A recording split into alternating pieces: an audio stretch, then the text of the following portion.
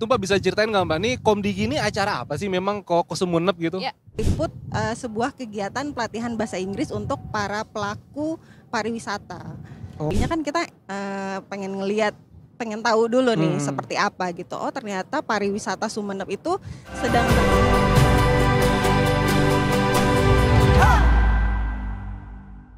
Masing-masing aja. Ya Detikers, di Sunset Talk kali ini kita tadi udah bilang kan, kita akan ngebahas soal daerah Sumenep di Pulau Madura, Jawa Timur nih Cut. Ya kan, dan kemarin teman-teman Detikinet ada yang kesana dan bekerja sama dengan Komdigi, dan mereka itu ingin bagaimana internet itu menjadi berkah. Internet itu menjadi tempat belajar. Internet itu menjadi jembatan, bukan cuma Suramadu, tapi ada internet juga yang bisa menjembatani wisdom. Keren, nggak setiap di Sunset Talk apapun yang keluar dari mulutnya Afif tiba-tiba jadi wisdom. Iya keren banget. Emang kalau efek banyak angin begini. Pulang-pulang sendawa gue nih. Iya. Dan kita nggak cuma berdua, tapi kita udah kedatangan tamu spesial kita. Ada Rahmatunisa, redaktur Detikinet. Selamat sore Mbak Nisa. Hai Mbak Nisa, apa kabar? baik. Gimana, berarti minggu lalu ya? Minggu lalu kesana. Tapi sebelum itu Mbak bisa ceritain nggak Mbak, nih Komdigi ini acara apa sih memang kok Sumenep gitu? Ya. Nah jadi acara ini peliputan tim Detikinet bersama ada tim video juga, ada fotografernya juga. Itu adalah meliput sebuah kegiatan pelatihan bahasa Inggris untuk para pelaku pariwisata di Sumenep. Kenapa ada itu? Jadi pada dasarnya si pariwisata Sumenep ini cerita sedikit ya. Dia jadi mau lama juga apa-apa kita sampai Isa. Ketika pertama kali ditugaskan ya, kan kalau ini pertama kalinya aku ke Sumenep, dan ketika ditugaskan ke sebuah tempat itu, apalagi untuk pertama kalinya kan kita pengen tahu dulu nih seperti apa gitu. Oh ternyata pariwisata Sumenep itu sedang berkembangnya gitu. Jadi selain kalau misalnya kita cari destinasi pariwisata Sumenep itu tuh paling pertama yang muncul tuh Pulau Oksigen. Mungkin Kak Afif udah pernah dengar ya. Iya, Pulau Oksigen itu dia itu wisatanya beragam. Jadi nggak cuma wisata pantai-pantainya. Pulau Oksigen itu yang nomor 2 kadar oksigennya terbaik di dunia katanya berdasarkan penelitian. Nomor 1-nya Laut Mati di Yordania. Daya tariknya lain, ada Keraton Sumenep, itu satu-satunya keraton yang masih aktif di Jawa Timur. Terus semua daya tarik itu dikelola dengan baik oleh Pemda setempat, dan mereka memang benar-benar mengelola itu dengan berbagai strategi. Nah, dan itu terlihat memang dalam beberapa tahun terakhir. Semenjak habis pandemi itu pariwisata Sumenep itu terus meningkat berdasarkan data disebut Porapar setempat. Namun dengan adanya peningkatan jumlah wisatawan itu, tantangannya adalah salah satunya mereka kekurangan tour guide yang bisa berbahasa Inggris. Karena yang datang itu nggak cuma wisatawan lokal tapi juga wisatawan mancanegara gitu. Nah dari situlah timbul ada pelatihan bahasa Inggris, kebutuhan untuk meningkatkan kompetensi melalui pelatihan bahasa Inggris gitu. Oh, dan melalui internet tuh Mbak pelatihannya? Betul, melalui platform digital. Platform digital lewat Bakti ini ya? Iya. Jadi ini terjadi berkat kolaborasi Bakti Komdigi dengan disebut Porapar itu, dan juga Dinas Kominfo, Diskominfo Sumenep. Si Bakti Komdigi ini kan selama ini kita mengenal Bakti Komdigi itu penyedia infrastruktur kan, Badan Layanan Umum di bawah Komdigi sekarang namanya. Nah itu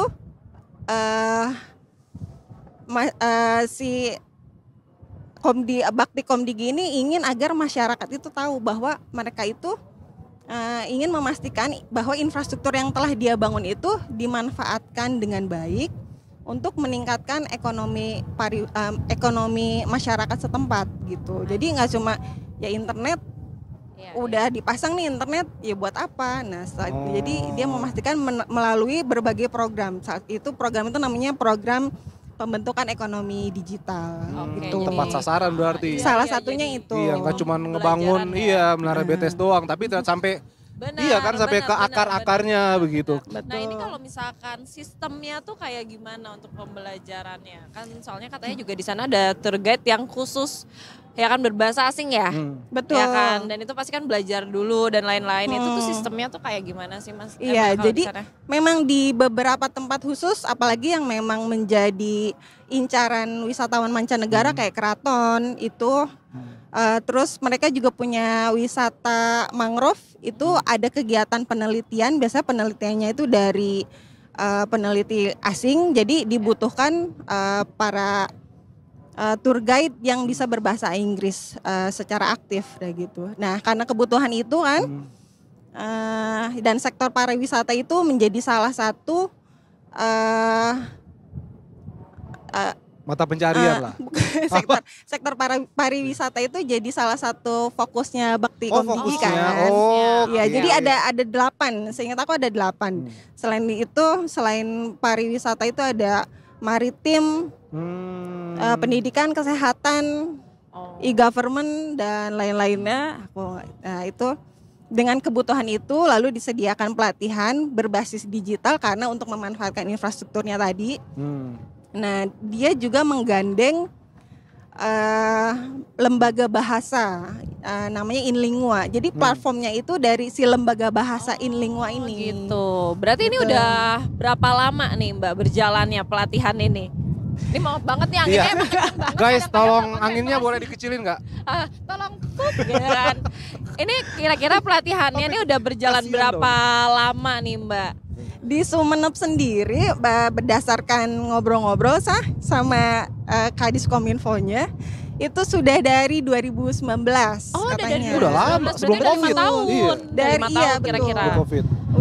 Udah berkali-kali dan antusiasmenya itu ya mereka bilang memang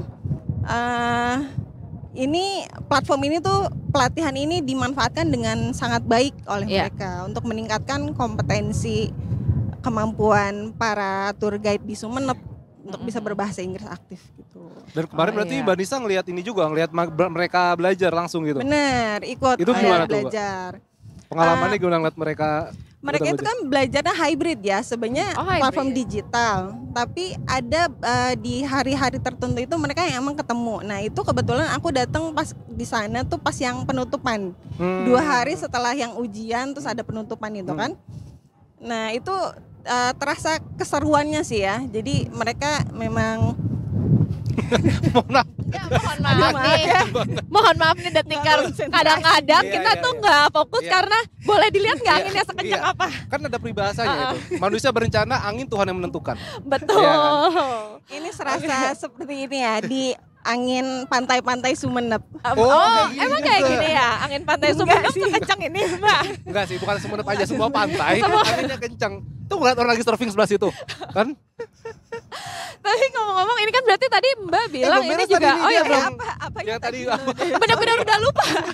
Yang belajar langsung tadi satu kayak hari gimana? yang mereka ketemu langsung tour guide-nya. Nah, terus aku lihat sendiri itu platformnya itu memang dia bukan aplikasi tapi dalam bentuk web based. Jadi bisa diakses di handphone atau di laptop.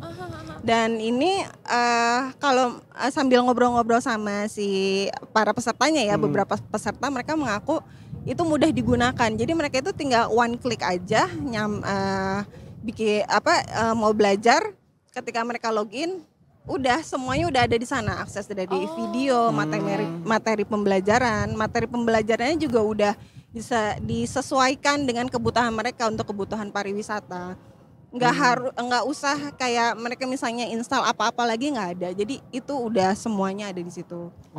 I see. Nah ini kan berarti pakai internet ya kan Mbak. Kalau misalkan si yang di web ini itu memaksimalkan jaringan internetnya tuh gimana? Soalnya kan ini kan daerah kita juga di daerah emang jaringan internetnya pasti juga bagus juga. Cuman kan nggak semua daerah kan. Itu gimana Mbak?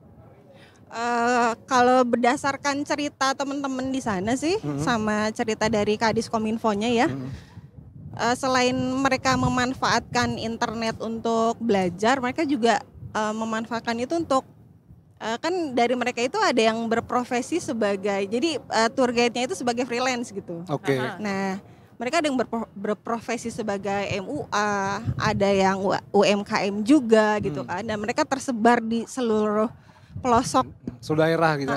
Di situ kan. Jadi kalau berbicara akses internet seperti apa, cukup bagus di sana gitu. Dan dari Diskominfo sendiri kan, dia pelatihan ini juga salah satunya kenapa menggandeng Diskominfo, karena Diskominfo juga dia harus memastikan bahwa akses internet itu merata untuk tempat-tempat yang penting, terutama di tempat-tempat wisata ya, baik di daratan maupun yang di kepulauan gitu. Dan itu akses internet itu dimanfaatkan dengan baik. Kalau untuk belajar udah pasti ya, karena itu memang tujuan awalnya memang mereka untuk belajar bahasa Inggris itu kan, untuk meningkatkan kompetensi. Tapi selain itu juga mereka ada yang duta wisata juga, kayak selebnya di sana lah. Mereka kayak bikin konten untuk mempromosikan pariwisatanya di sana. Penting tuh sekarang gitu. kan udah maju influencer pariwisata tuh penting, bahasanya influencer pariwisata. Betul. Ada loh. Ada ya. Ada. Karena orang juga nyari sesuatu di medsos sekarang. Benar. Cari buka di apa, di TikTok lah, di apalah, tinggal cari tahu-tahu udah ada ininya kan. Dan yang lebih menarik lagi kalau influencer pariwisata ini bisa berbahasa asing, ya kan?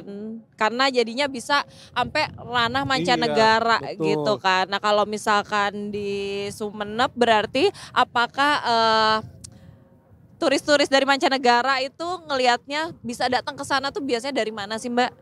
Nah, turis-turis itu kebanyakan datangnya dari kunjungan kapal pesiar. Jadi kunjungan kapal pesiar yang dari NTT, yang dari Labuan Bajo seperti itu, dari Bali. Mereka biasanya salah satunya akan singgah ke Pulau Madura, dan Sumenep itu kan di Madura ya. Dan banyak objek wisata di sana, pasti mereka akan ke sana. Dan yang kedua adalah dari kegiatan penelitian tadi, yang karena dia punya wisata mangrove itu juga sekaligus untuk penelitian, banyak peneliti asing yang ke situ. Gitu. Oh gitu. Dan memang Komdigi ini berarti punya misi untuk setiap daerah gitu ya Mbak? Atau mungkin ini bakti Komdigi yang sekarang ini baru langkah awal atau sebelumnya udah ada? Dan nanti kedepannya bagaimana sih? Udah lama sekali di yang tadi aku bilang yang dia 2019 ya, udah 5 tahun. Dan nggak cuma di sektor pariwisata aja kan, ada banyak sektor lainnya juga yang menjadi fokus dia ya. Pada intinya ini adalah untuk memastikan bahwa internet yang akses internet dan infrastruktur telekomunikasi yang telah dibangun itu dimanfaatkan dengan sebaik-baiknya, menjadi masyarakatnya produktif, memanfaatkan platform digital ini yang pada akhirnya nanti akan meningkatkan ekonomi masyarakat setempat kayak gitu. Iya sih. Jadi penting ya. Ya itu berkah internet jadinya. Berkah internet, internet betul. Sehat. Internet sehat iya. betul. Kalau internet sakit kasih obat. Nggak bisa dong Pak, gimana caranya? Lagi meriang kayak kita masuk angin di sini nih. Gitu. Internetnya nggak cuma buat hore-hore aja. Nah itu dia. Nggak cuma hore-hore. Internetnya jangan tidur lagi. Kayak program apa ya? Kayak pernah denger itu. Usah. Ya pokoknya, tapi sebenarnya intinya Mbak, internet sama kemampuan berbahasa asing itu berarti emang penting untuk membangun sebuah daerah supaya pariwisatanya maju ya kan. Nah dari kemarin sepenglihatan Mbak nih minggu lalu ke sana, ada nggak hal-hal yang menarik banget yang bisa ditemukan di sana? Hal menarik dari pelatihannya. Pelatihannya, Sumenepnya, semuanya. Atau jalan-jalannya. Atau jalan-jalannya boleh semuanya, kasih tahu kita. Gak sempet ya? Masa nggak ada kulineran nggak? Mas Kulineran. saya katanya mau liputan lagi nih Mbak Nisa nih. Ya gimana? Gue bilang bosnya tadi. Kulineran masa nggak kulineran? Kulineran, makan bebek sinjai sih. Oh, kayaknya enak. tahu. Terus gimana Mbak? Oh iya, yang menarik pelatihannya? itu kalau dari pelatihannya aku lihat, jadi di hari terakhir itu kan kayak hari graduationnya gitu kan, hari kelulusannya gitu. Nah di hari kelulusan itu dipilih 5 peserta yang excellent gitu, 5 peserta terbaik, yang dari keaktifannya, terus dia mengerjakan tugas-tugas dengan baik, pokoknya dengan kompetensinya tuh yang paling baik lah, yang 5 orang itu. Nah sebagai rewardnya 5 orang itu mendapatkan akses unlimited di platform bahasa Inlingua yang jadi lembaga bahasa yang mengajarnya itu. salah satu keuntungannya adalah mereka bisa mengakses punya kesempatan untuk berbicara, belajar dengan pelajar dari luar negeri. Karena platform ini kan kalau ditarik lagi ya, platform ini tuh sebenarnya dia pusatnya di Jakarta. Tapi ditarik lagi lebih induknya lagi di Swiss. Nah, dan itu lebih banyak pesertanya dan menurut aku dengan ini jadi membuka kesempatan untuk mereka untuk mengenalkan pariwisatanya Sumenep dan aku yakin pasti teman-teman karena aku ngelihat mereka sangat memanfaatkan itu ya, sangat memanfaatkan platform digital untuk belajar itu. Aku yakin mereka juga bakal memanfaatkan itu untuk mempromosikan pariwisata Sumenep. Jadi ini kayak pintu gerbang untuk menuju Sumenep lebih dikenal di industri pariwisata internasional. Banget sih, banget. Itu menarik sih. Ada daerah selanjutnya nggak Mbak nih setelah Sumenep? Apakah siapa tahu ada kah? Boleh minta nggak sih? Boleh minta nggak sih? Boleh request nggak daerahnya? Emang maunya di mana sih Mbak? Banda Neira nggak sih? Iya. Boleh ikut? Boleh. Kita nanti liputan di sana ya. Kita nge-hostnya di sana. Oh iya, Detik Sore Banda Neira kalau nggak salah namanya. Kalian nanti sama Banda Neiranya juga ikut nyanyi. Asik. Iya, bareng-barengan. Bareng-bareng. Album baru ya? Ya kan. Diproposin orang.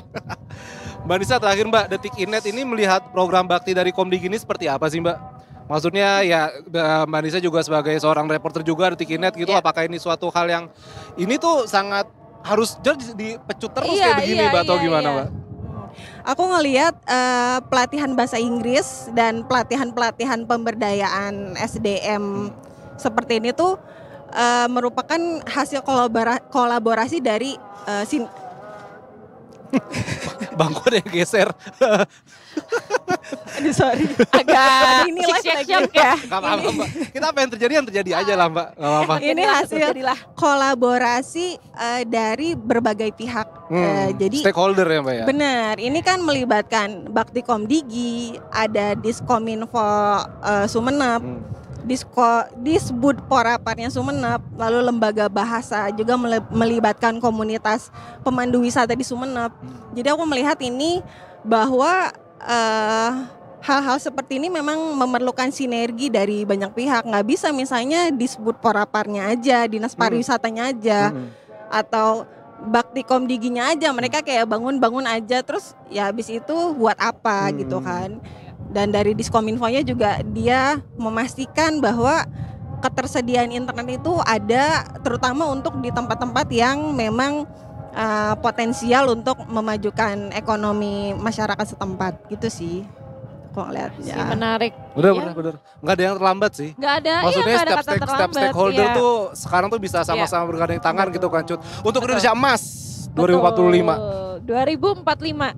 2045 iya kan? Iya, untuk Indonesia Maju 2030. 2030 Piala Dunia. Ya kan boleh dong. Ya nggak apa-apa, tapi Piala Dunia 2030. Nah, kita tuh menang nggak? Kita prediksi. Belum. Jauh prediksinya, udah 6 tahun sebelumnya. Jatuhnya jauh ya Bu. Mbak Nisa makasih banyak. Ditunggu lagi cerita lainnya. Sudah diajak ke sini ya. Semoga jadi ke Banda Neira ya. Amin. Kan kita udah kode-kode ya. Iya, dan kita juga bisa ikut ya. Detik Sport juga bagus. Di sana potensi olahraganya tuh oke banget. Dan biasanya butuh host cewek untuk memandu acaranya. Enggak sih Cut, soalnya cost productionnya yang mau di panjang ya. Oke Detikers, kita udah jam 6 lewat juga, udah azan maghrib juga. Terima kasih Detikers sudah bersama kami di sini. Dari tadi jam 3:30 ya kan Cut. Sampai jam 6. Mohon maaf kalau ada salah-salah kata. Iya, apalah kita hanya manusia biasa. Kita hanya butiran gorengan ya kan, remahan gorengan. Iya, itu yang dari kemarin ya kita yang dari kemarin. Oh iya Mbak Nisa makasih juga. Terima kasih banyak. Mbak Nisa kita nanti ada tagline-nya kalau kita bilang Detik Sore, Mbak Nisa bilang mensana in corpore sano. Bukan, salah, gak cuma hore-hore. Ya aku udah hafalin kok. Udah hafal luar biasa. Dengan gaya yang khusus boleh? Boleh. Sendirian di sini mau Mbak Nisa. Di pinggir jurang kita nih, yang bercanda tuh belakang gedung tinggi. Ya kalau gitu. Tikers, kita ketemu lagi besok di jam nanti yang sama. Jadi kita Mocut pamit undur diri. Afif juga cabut. Tetap besok kita kembali lagi di Detik Sore. Gak cuma hore hore.